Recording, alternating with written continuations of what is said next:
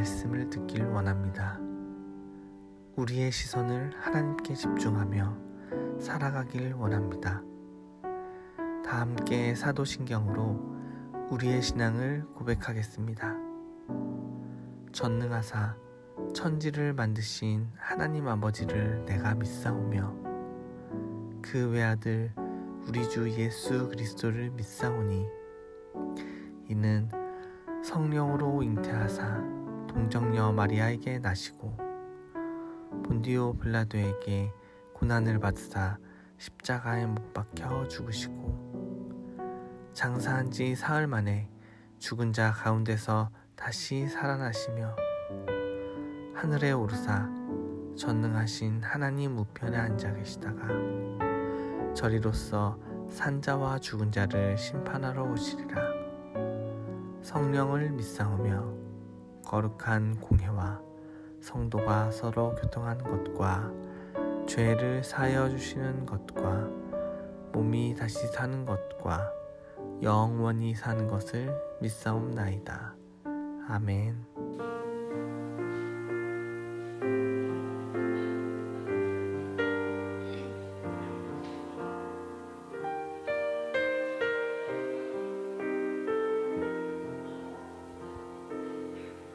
고달픈 삶의 은혜도 무뎌지고 곧 사라질 것에 내 맘 두네. 헛되고 헛된 것들을 바라보며 그 은혜를 놓치며 살았네. 주어진 삶을 묵묵히 살아가며 날 붙드신 주 예수를 보내. 사망 가운데 놓여진 나의 삶을 날 건지신 그 이름 예수. 나의 한숨을 바꾸셨네. 주를 향한 노래로, 소망의 노래로 나의 눈물을 거두신 주 예수 이름 안에 살게 하소서. 나의 한숨을 바꾸셨네. 주를 향한 노래로, 소망의 노래로 나의 눈물을 거두신 주 예수 이름 안에 살게 하소서.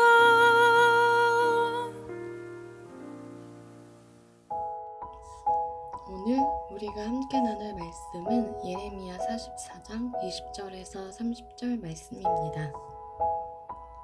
예레미야가 남녀 모든 무리 곧 이 말로 대답하는 모든 백성에게 일러 이르되 너희가 너희 선조와 너희 왕들과 고관들과 유다 땅 백성이 유다 성읍들과 예루살렘 거리에서 분향한 일을 여호와께서 기억하셨고 그의 마음에 떠오른 것이 아닌가.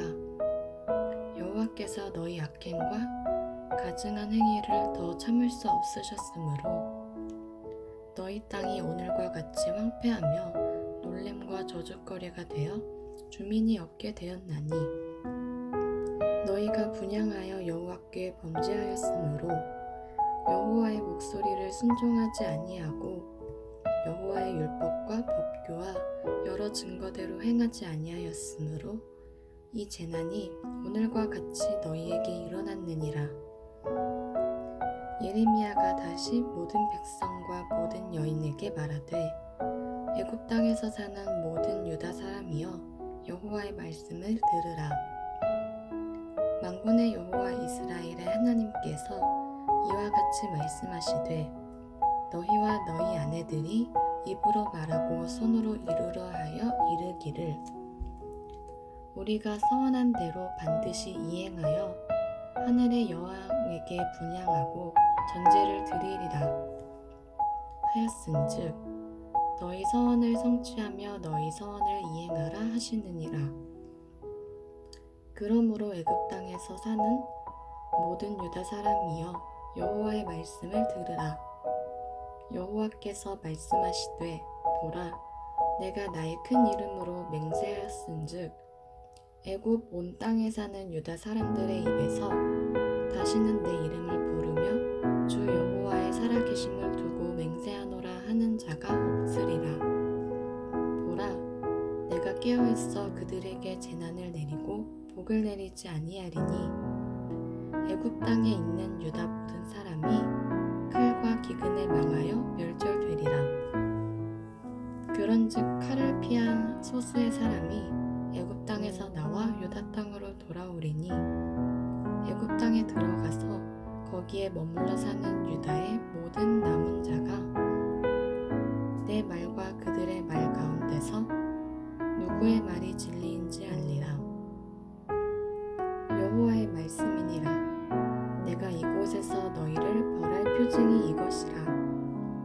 내가 너희에게 재난을 내리리라 한 말이 반드시 이루어질 것을 그것으로 알게 하리라.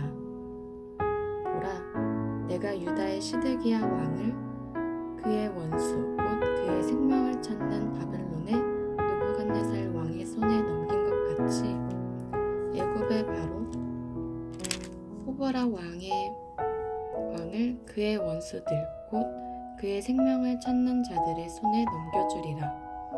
여호와께서 이와 같이 말씀하셨느니라. 아멘. 반갑습니다. 오늘 예레미야 44장 20절부터 30절을 중심으로 열매라는 주제의 말씀을 함께 나누겠습니다. 예레미야가 백성들에게 너희가 하나님께 돌아와야 된다.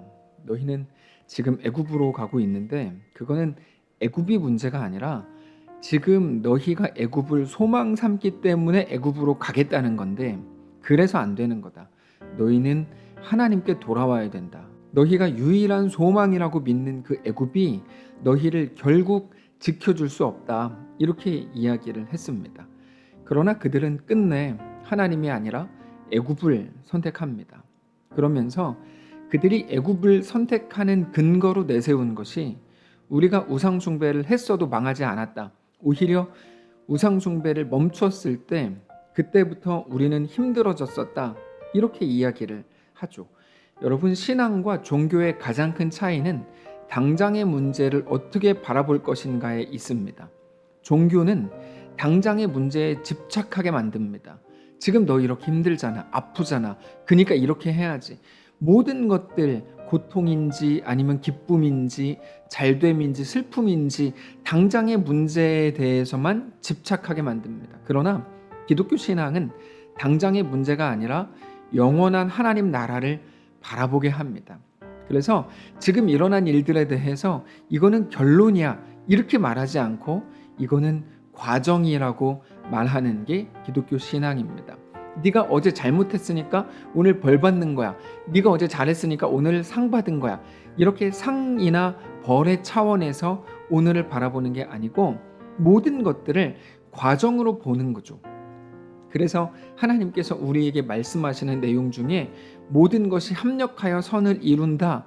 이 모든 말씀들, 하나님의 이 약속을 붙든 자로 오늘을 살아가라고 말하는 겁니다. 그게 기독교 신앙입니다. 그래서 기독교 신앙 안에는 언제나 훈련이라는 게 있고 연단이라는 게 있습니다. 그것들은 모두 당장의 시선으로 보면 매우 고통스럽고 전혀 기분 좋지 않은 일입니다. 누가 연단을 좋아하고 훈련이 왜 좋겠습니까? 그러나 그것이 일을 하게 하고 그것이 합력하여 선을 이루게 하겠다고 하신 것이 하나님의 말씀입니다. 우리는 눈물을 흘리지 않으려고 하고 한숨 쉴 일 없는 날들을 소망하지만 하나님은 반대입니다. 눈물을 흘리고 한숨을 쉬게 되더라도 그게 우리 영혼에 유익하다면 이 땅에서는 언제나 그 일들을 허용하시는 거죠. 그 모든 것들이 합력하여 선을 이루게 하실 수 있는 분이 하나님이시기 때문입니다. 그래서 하나님은 그것들보다 크다 이렇게 말씀을 드리는 거죠. 자, 그러나 애굽으로 간 유대인들은 당장의 문제가 가장 중요한 문제인 것처럼 생각을 하고 있었습니다.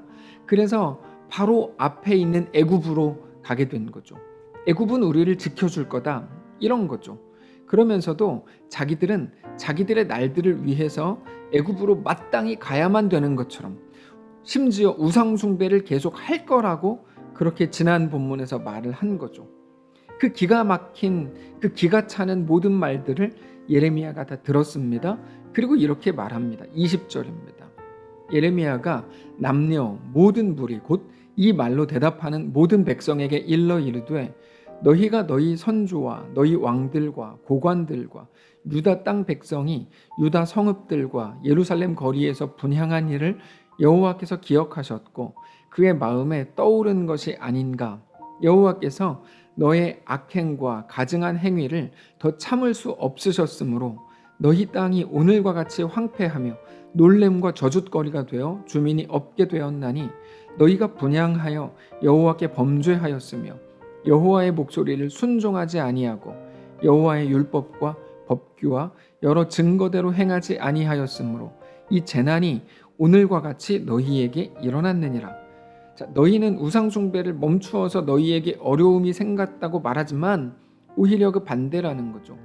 너희가 잘 살았다, 문제 없었다, 아픔이 없었다, 자 잘 됐었다라고 말하는 그것들은 너희가 정말 잘 살았기 때문에 그런 일들이 일어난 게 아니라 이제까지 너희의 죄악 속에서도 하나님이 너희를 길이 참으셨기 때문이라는 겁니다. 그러나 이제는 아니라는 거죠. 하나님이 길이 참으심이 끝까지 왔고 이제 너희를 수술하실 거라는 말입니다. 그러면서 하나님의 말씀을 이렇게 전합니다. 24절입니다. 예레미야가 다시 모든 백성과 모든 여인에게 말하되 애굽 땅에서 사는 모든 유다 사람이여 여호와의 말씀을 들으라. 만군의 여호와 이스라엘의 하나님께서 이와 같이 말씀하시되 너희와 너희 아내들이 입으로 말하고 손으로 이루려 하여 이르기를 우리가 서원한 대로 반드시 이행하여 하늘의 여왕에게 분향하고 전제를 드리리라 하였은즉 너희 서원을 성취하며 너희 서원을 이행하라 하시느니라. 자, 너희가 행한 모든 끔찍한 우상 숭배를 다 봤다는 거죠. 그들이 행했던 일들은 자기들의 잘됨을 위해서 모든 재물을 우상에게 바친 겁니다. 그들이 그런 일을 행할 때 하나님은 다 보고 계셨다는 거예요. 그래서 이렇게 말씀을 하십니다. 26절입니다. 그러므로 애굽 땅에서 사는 모든 유다 사람이여 여호와의 말씀을 들으라. 여호와께서 말씀하시되 보라 내가 나의 큰 이름으로 맹세하였은즉 애굽 온 땅에 사는 유다 사람들의 입에서 다시는 내 이름을 부르며 주 여호와의 살아계심을 두고 맹세하노라 하는 자가 없으리라. 보라 내가 깨어 있어 그들에게 재난을 내리고 복을 내리지 아니하리니 애굽 땅에 있는 유다 모든 사람이 칼과 기근에 망하여 멸절되리라. 자, 이 말씀을 보면 그들은 이제 고통을 당하는 게 전부고 그러므로 그들의 삶은 다 끝난 것으로 보입니다. 그냥 거기까지입니다. 여기서 말씀이 멈춰도 됩니다. 근데 하나님의 그 다음 말씀을 보면 그것마저도 끝이라거나 그 말씀이 모든 것의 결론인 것은 아니라는 것을 알 수 있습니다. 28절 때문인데요. 그런즉 칼을 피한 소수의 사람이 애굽 땅에서 나와 유다 땅으로 돌아오리니 애굽 땅에 들어가서 거기 머물러 사는 유다의 모든 남은 자가 내 말과 그들의 말 가운데서 누구의 말이 진리인지 알리라. 자, 결국에 오늘 본문의 핵심 구절이 바로 이 28절입니다. 너희는 그 모든 일들을 통해서 내 말이 진리인 줄 알게 될 거다 이거죠. 여러분 우리는 우리 앞에 일어나는 모든 일들을 보면서 하나님의 말씀, 하나님의 약속을 늘 기억하고 확인해야 됩니다. 하나님의 약속을 아는 자로 우리 현실 속으로 들어가야 된다는 말입니다. 근데 잘 생각을 해보시면 그들도 사실 자기들 앞에 일어나는 일들을 보면서 누가 옳은지에 대해서 생각을 하고 있었습니다. 무슨 말이냐면 자기들 앞에 일어나는 모든 일들, 잘됨 혹은 망함을 보면서 아, 우상이 옳구나, 하나님의 말씀이 틀렸구나, 이렇게 잠정적인 결론을 내렸다는 거죠. 근데 하나님께서는 그거는 하나님이 길이 참으신 결과라고 하시고, 그러면서 이제부터 일어날 일들을 보면서 하나님의 말씀이 진리였다는 것을 확인하라고 말씀을 주시더라는 거예요. 자, 무슨 말입니까? 다시 말해서 우리 앞에 일어나는 일들을 보면서 우리도 얼마든지 자기가 해석하고 싶은 대로, 유리한 대로, 보고 싶은 대로 볼 수 있다는 말입니다. 그러니까 그들은 내가 보니까 우상이 옳던데요? 그 말을 했다는 거죠. 핑계대지 못할 게 없다는 거예요. 그래서 더 중요한 건 뭡니까? 언제든지 하나님의 약속을 붙든 자로 우리 앞에 있는 현실을 보는 게 가장 중요하다는 겁니다. 여러분, 어떻게라도 볼 수 있다는 거예요. 그러니까 하나님의 약속을 붙든 자로 우리 앞에 있는 현실을 볼 수 있다. 여러분, 이렇게 말하고 있는 겁니다. 보이는 대로 보라가 아니고 약속을 붙들고 보라는 거죠.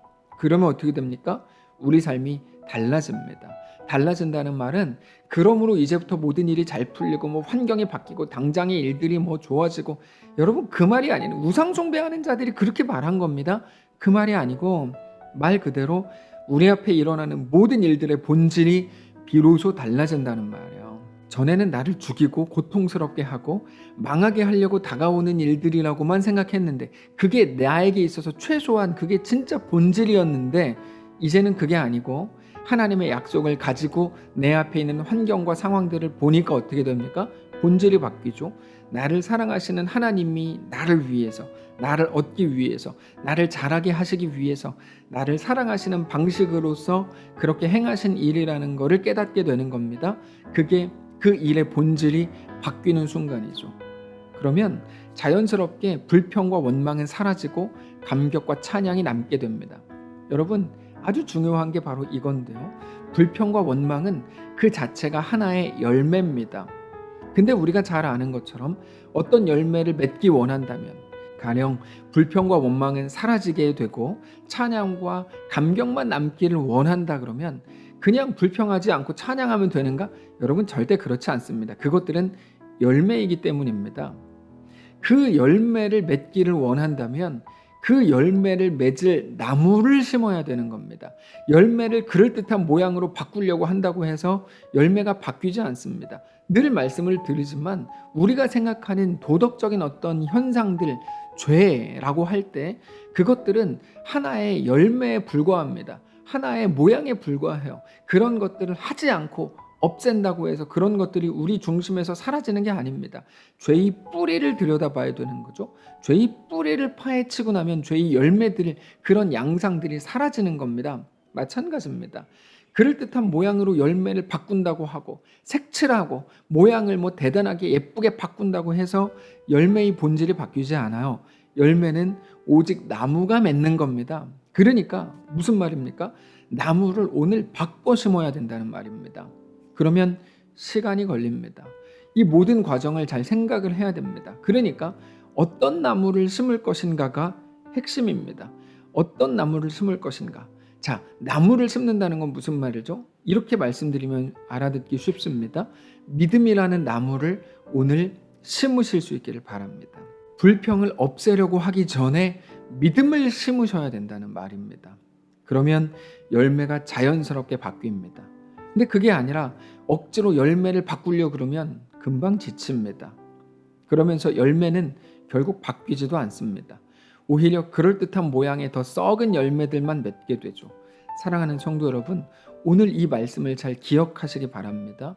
그리고 오늘 믿음의 나무를 심으시기 바랍니다. 율법주의는 열매를 바꾸게 하는 게 그 목적인데요. 그걸로는 절대로 온전한 열매를 맺을 수가 없습니다. 다만 하나님의 약속, 나는 누군지, 하나님은 누군지, 하나님은 나에게 어떤 분인지, 나를 어떻게 사랑하시는지, 그 모든 온전한 하나님에 대한 믿음으로 오늘 우리의 삶을 가꾸어 가시고, 그렇게 매일의 우리의 삶을 하나님 앞에 세워나감으로 온전한 열매들을 맺어가는 풍성한 우리의 오늘이시기를 바랍니다. 기도하겠습니다. 사랑하는 하나님, 감사합니다. 오늘 이 말씀을 우리에게 허락하시니 감사합니다. 당장 내 앞에 있는 것들을 전부라고 여겼던 우리를 불쌍히 여기시고 그게 아니고 영원한 하나님의 약속, 하나님은 누구신지 나는 또 온전한 그리스도인이라고 하는 온전한 관계 안에서 하나님의 약속을 바라봄으로 우리의 삶의 본질이 바뀌어가는 거룩한 경험들이 우리의 삶에 넘쳐나게 하시고 특별히 우리 삶의 온전한 열매를 맺기를 원하오니 오늘 믿음이라는 그 나무를 심음으로 하나님 예수 안에서 허락하시는 놀라운 열매들을 또 맺어가는 귀한 우리의 삶이 되게 하옵소서. 우리 주인 되신 살아계신 예수님의 이름으로 기도합니다. 아멘. 사랑하는 성도 여러분, 하나님께서 오늘 하루를 우리에게 허락하셨습니다. 믿음을 가지고 오늘 말씀을 확인하시고 오직 예수 안에서 우리의 삶을 하루하루의 시간들을 쌓아나가는 귀한 우리 모든 인생들 되시기를 축복합니다.